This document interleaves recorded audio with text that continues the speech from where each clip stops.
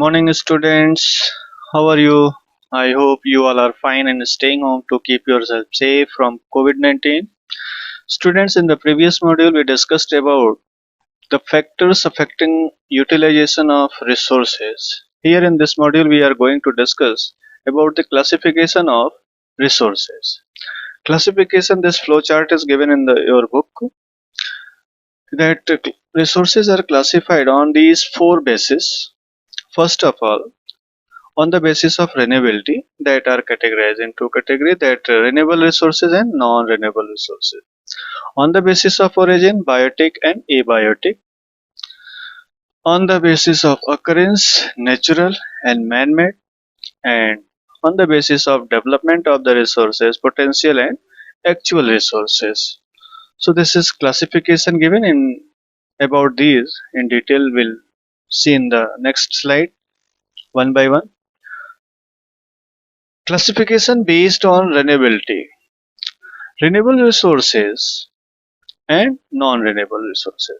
So first of all, renewable resources. Renewable resources are also known as inexhaustible, means they are not getting over after their use. Resources which can be renewed either naturally or by human efforts are known as renewable resources. Example, solar energy, air, waters. Some of the renewable resources are always available and do not get exhausted by human activities. For example, solar and wind energy. That solar energy, that presence of sun is there, and if the presence of sun is there, solar energy will be available to us. Wind is also blowing unless the differential of pressure conditions not getting over till the presence of differential of pressure condition, the wind will blow and will get wind energy. The quality of these resources can be affected by improper uses. If we are not using these resources properly, of course their quality will decrease with passage of time. As air, water, you know that air is easily and freely available to all of us, but due to our human activities, industrial activity, that air is getting polluted day by day. Similarly, water is also getting polluted, and that way quality of these resources are decreasing with the passage of time and because of our improper use. Non-renewable resources. Resources which take millions of years from form or renew. These resources takes millions of years to form or to renew, and that is why these are termed as renewable non-renewable resources, because that cannot be renewed in our lifespan. Even number of people's lifespan will be looking less, because that is taking millions of years and we hardly have lifespan about 100 year or less than that even. So we consider it non-renewable resources or exhaustible resources, as they cannot be renewed and get exhausted after the use by human. Energy resources such as coal, petroleum, natural gas and other minerals are example of non-renewable resources. They are available in limited amount on the earth's surface, and complete utilization of such resource would result in their exhaustion. Means once we use all these resources, they will finish from our this earth. They will not be get back. These resources have to be used very carefully, as these are non-renewable, exhaustible. So we need to use them very carefully, as complete exhaustion of these resources would have an adverse effect on future generation, as we are using these resources for our development and to satisfy our needs. Similarly, these would be required by our future generation also for satisfying their needs and development. That way these resources are required for the future generation also, and we need to save them for the future generation. Some of the minerals like metallic ores, gold and silver are recyclable. These metals may be used again and again after processing, as these metallic resources can be recycled, so that way we can use them again and again by processing, by recycling them, so that we can reduce the use of minerals, so that it can be saved for future generation. Next, classification based on origin. On the basis of origin, resources are classified in two categories: biotic and abiotic resources. Biotic resources which are obtained from biosphere and have life are known as biotic resources. They that are usually living beings, that comes from living beings. So example is given: bird, animal, fish, forest. All these are biotic resources. Biotic resources provide a variety of useful products, and that way these satisfy our different needs. They have capacity to reproduce and regenerate. You know that because of that biological process, they can reproduce, they can regenerate themselves, and that way these are renewable resources also. All biotic resources are renewable, but some take long period of time to be renewed. For example, the forest. You know that forest, once we cut a tree, another tree takes number of years, about 10 years, 20 years, even more than that, to be useful as the first tree we cut. So that way it takes a long period of time to be renewed, and that is why we need to use these very, very carefully. Abiotic resources. All non-living resources are known as abiotic resources. Example: land, water, minerals. Abiotic resources are not renewable except water.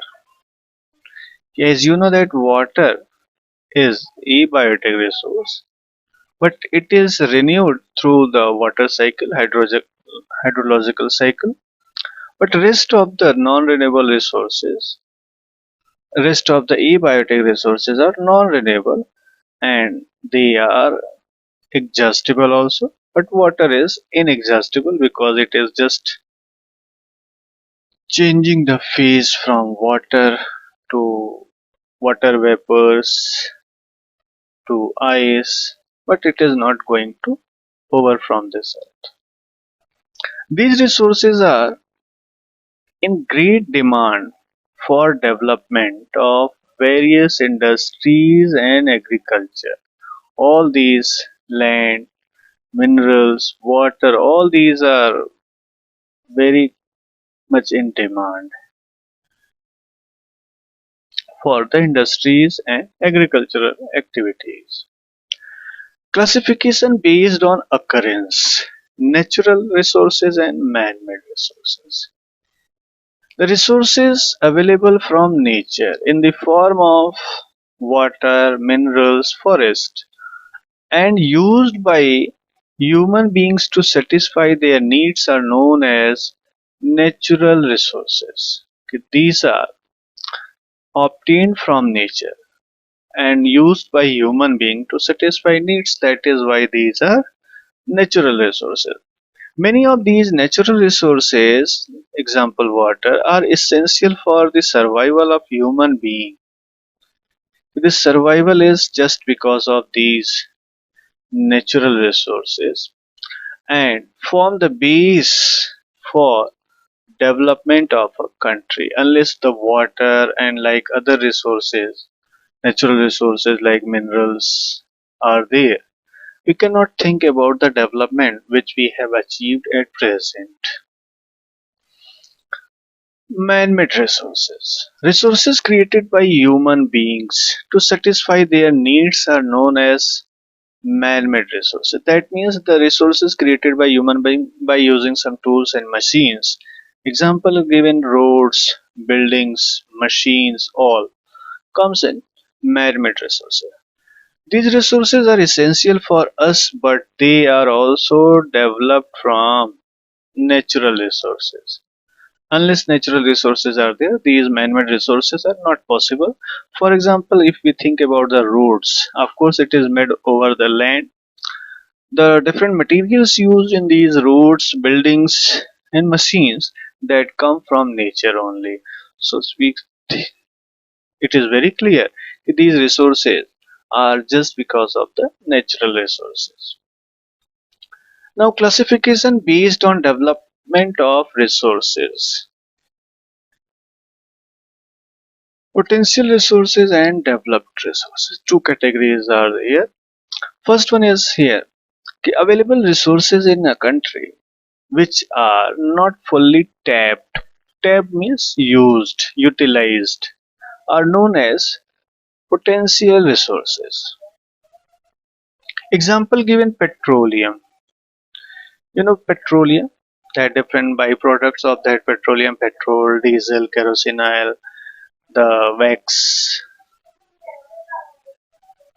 that comes from petroleum and can be found in old sedimentary rocks. You know the students, sedimentary rock, there are three types of rock: igneous, metamorphic and sedimentary rocks. So sedimentary rocks are that rocks created in layer and layer in different layers in different time period, and under those different layers sometimes that natural things like plants and animal species buried, and after millions of years that converted in fossil fuel. That is one of that is petroleum. So rocks of Himalayas are hydroelectricity means old sedimentary rocks of Himalayas, or hydroelectricity can be generated by the force of falling water.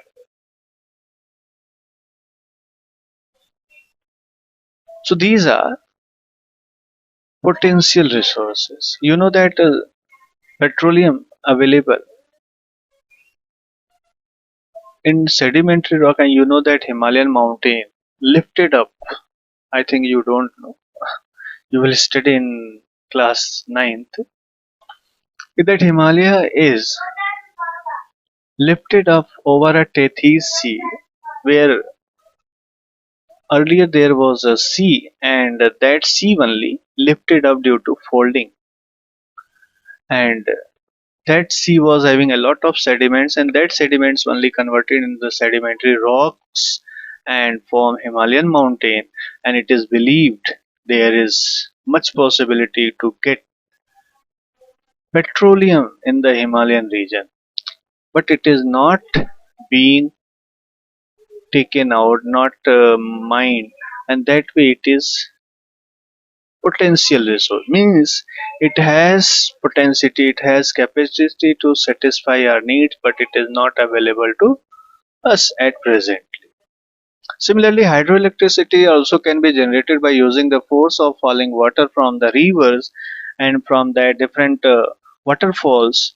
But that, if that is not used at present, then of course it is not properly used, and we can consider it as a potential resource which is possible to be used in future.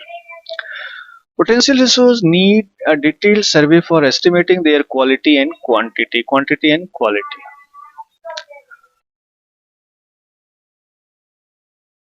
A preliminary assessment by US Geological Survey suggests that Arctic seabed may hold as much as 25% of world's undiscovered oil and natural gas reserves. So it is also considered as potential resource, as it is expected that in the Arctic seabed there is much possibility to get such petroleum and natural gas, but At present, we are not able to extract that from the air because of lack of technology which is accessible over there, and that is considered as potential resource which can be resource in future. Now, actual resources are developed resources. These actual resources are also considered as developed resources. The actual resources of a country are those which have been thoroughly surveyed and their quantities have been ascertained. Ascertained means declared, identified. Yeah. What is the quality and quantity of the resource, and we are presently using very well in our life. Example, the exploration, development and utilization of an actual resource depend upon the technology available. Example is here given. Saudi Arabia, 25.9% of the world oil reserve is existing there and that are being used. So that way you can consider it as a actual resource. Not only this is an actual resource, you can take example of different components, different gadgets which you use in your life, in your home, in your surrounding which you see, that all are actual resources like fan, tube light, chair, table, building, car, bike, whichever you are using, that all are actual resources. So there should not be any confusion that actual resources that petroleum only. All these which we are using in our daily life, that all are actual resource, and actual resources are the developed resources. Now student, time for homework discussion. Students, there in your exercise means chapter 1 exercise, there is a question A, B, C, D and E part given. So question number A, B and C you have to do your own. Here not written, but you have to do question number A, that is what that is tick the correct option, then B, fill in the blanks, and C, write the technical terms for that. So that A, B, C, that also you have to do. Along with that, question number D, 2, 3 and 5. D1 I think already given in the earlier classes with earlier module. So here not written that question, and this question also have been discussed in the previous modules, but there this question could not be given. So here I am giving. So there should not be any confusion that this question's answer you get in this module, you will not get in this module. It is given in the previous module. So question number 2, why are human being considered the most important resource for developments? So human being considered most important resource. This question you get from in the previous module also, and little bit given in this module also, but mainly it is from the previous module. Human being considered the most important resource for development because human being is there only who is using that resource, and because of human function means in the previous or first module we discussed the resources are function of human activities. So that way, unless the human being put the natural thing into use, that cannot become resource, and that way it is. Human beings are considered as the most important resource for development because whatever development is seen, that all because of human being. Now differentiate between biotic and abiotic resources very clearly given in this module only. Human needs and wants are neither uniform in all parts of the world nor static over the year. Explain the statement. Giving suitable example. This is also from the first two modules, so you have to see the previously given first and second module mainly the first module. There it is given discussed about this question's answer. Distinguish between renewable and non-renewable resources. Which one of the two would you prefer to use and why? So renewable and non-renewable resource classification is given here only in this module, and of course you have to prefer renewable resources. I am giving hint here. Renewable because that can be renewed again and again by natural and biological process or human efforts. And if we will focus over the non-renewable resources, once it gets over, that will not be coming back and will not be get back. So that way we have to try to use more and more renewable resources. We need to substitute non-renewable resources by the renewable resources,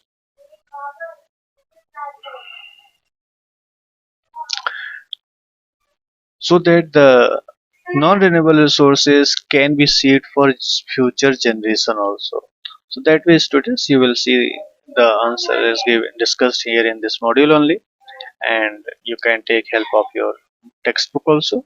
Now describe the various bases of classification of resources with the help of example.